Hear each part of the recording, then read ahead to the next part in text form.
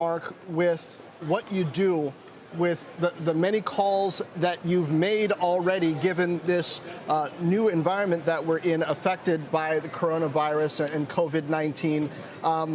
We could talk Netflix, we could talk Expedia, two very different stocks in terms of how they're being affected, but perhaps illustrative of how investors need to look at their whole portfolios and really think about the different ways that things could be affected. Let's start with Netflix. You say it's not recession-proof, but you do believe it is resistant. Why? Yeah, so at in the internet space, consumer internet space, at the extremes, the companies with the greatest exposure, greatest troubles with their business models with the virus and a potential recession would be the travel companies, big ticket consumer discretionary items. That's Booking, it's Expedia.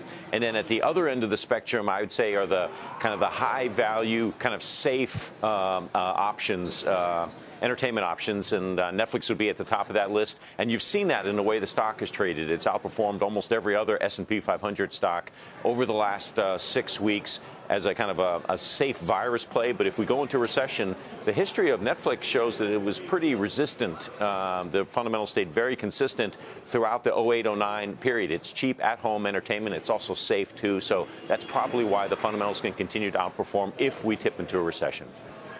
Mark, do we have to worry at all, if you're looking at Netflix, about the debt levels, given, I mean, I know it's a different type of debt than we see in the oil patch, but investors are probably going to wonder.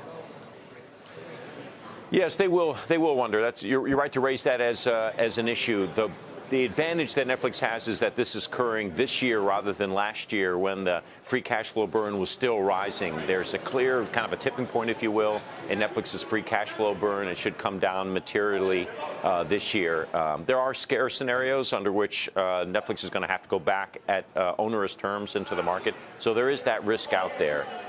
But just in terms of the fundamentals and demand for the product, and this is a subscription business, so that's what a lot of investors take some comfort in. You get a subscription business, less likely to be cut, especially if it's low price. Netflix kind of seems safe in that environment. Steve, I want to get your thoughts on this, especially if, and I say this if, because we have had a number of guests on it in recent days who have predicted that we could go into recession, given everything that's playing out with coronavirus. If that were to happen, what in your universe would be seen as recession-proof? What would you be buying, or would you just be staying on the sidelines? Well, tech is performing relatively well on the way down. It's pretty much in line with the market. Mark's group, the internet, actually is the best both year-to-date and since the market peaked on February 19th. We are starting to hear about some large software deals that may be getting pushed out a bit. So although I'm overweight software, getting a little bit concerned about some of those names. On the other hand, the Wolfe FinTech conference is going on right now. Services stocks have been very hard hit. So at some point here, I want to step into global payments, Visa, MasterCard, FIS, but it's probably premature to get too aggressive. So I was going to say, so in light of that, when you say it's premature to get too aggressive, are there certain levels you're looking at in the S&P or elsewhere? Our technicians think we may be in a bear market, and we're looking at the percentage of tech stocks above their 50-day moving average is at a very oversold level, like we saw in late 15 and 18. So that's going to give us some bounces, but the percentage above their 200-day has not yet bottomed out. Also, large cap tech has really outperformed smaller cap. And you could argue that it's not over until the generals fall. So we're seeing some weakness in Apple today. Microsoft's been holding up really well. So we may need to see more weakness in some of the big cap names before it's all over. Mark, we spent so much time the last few days talking about demand shocks in developed economies ex-China. We've taken our eye off the ball somewhat on supply shocks in China. I wonder where is the risk there, at least from a hardware standpoint? Are you looking at delays to 5G? Are we still worried about iPhone production, semiconductor supply chains and the like? I think I'll spin that question over to Steve. He may be better at that than I will. The supply chain issue I worried about in the internet space would be companies like Amazon that had that retail supply chain, and there's a few other companies there. So this will actually allow me to make one quick point. I think there's two internet stocks that probably are the most recession resistant if we're going to go into a recession. I think one of them is Netflix. The other one is Amazon. If you go back and look at what happened to Amazon in 2007, 8, and 9, that growth rate, that revenue growth rate really kind of held pretty constant.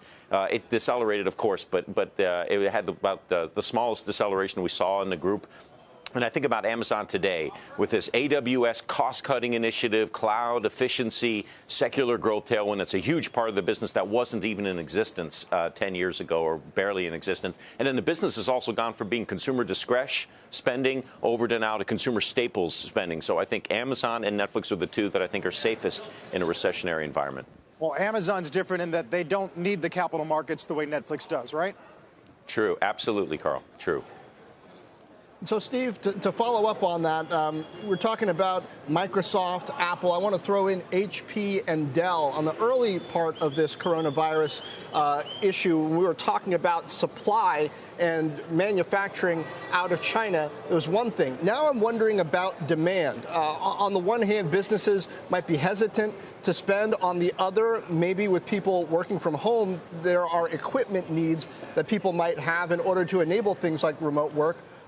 That they might not have seen before. What do you expect, or is it too soon to tell? What do you expect the impact to be on PC sales, on office upgrades to enable remote teamwork? Probably, slightly positive in the near term. So Dell and HP both are in the consumer PC market. I would expect that might get a bit of a boost.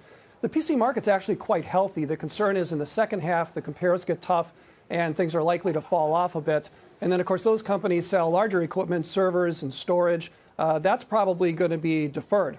The hardware group in general has been underperforming. They kind of saw the weakness begin late last year, so kind of even before we had the virus impact. I think once we get past this and we get into more of a value environment, because growth is still outperforming value, when value comes back, you could get a real nice trade in names like HP and Dell. But again, that's probably more in the second half. All right, just to wrap all this up, Mark, I want to swing back around on these online travel sites and those stocks that you cover as well. Is there any kind of historical comparable, something we can look at and say this is how it played out during this event, and it might be similar for this particular industry? I mean, I just think about the airline CEOs. We've had a couple of them in recent days who have come out and said it feels like, at least from an air travel perspective, a little bit 9/11 in the sense that it's being driven by fear right now. Yeah, so I just literally was talking with managements of booking, booking holdings earlier today. I mean, that's almost $100 billion in global leisure travel bookings. They're a great view into leisure travel demand. They're not willing to make statements like United Airlines has made about, the length of this, the duration of this, and also making comps to looking back at 9/11. The internet business was so young, so much younger then. I just don't think I don't think there really are comparisons. Look, they've seen travel demand seize up in China, Greater Asia, Western Europe, and North America. And I think their assumption is, my assumption would be that things are going to get worse before they get better. So I don't think fundamentals, we've drastically cut numbers for both Expedia and Booking. And I hope we did the last cut, but I wouldn't be surprised if we had to come back at it later on this year. I think that's the biggest, riskiest area of the areas I look at. High ticket, discretionary, travel, so it's almost dangerous because of the virus issues. I think that's going to take a while to come back.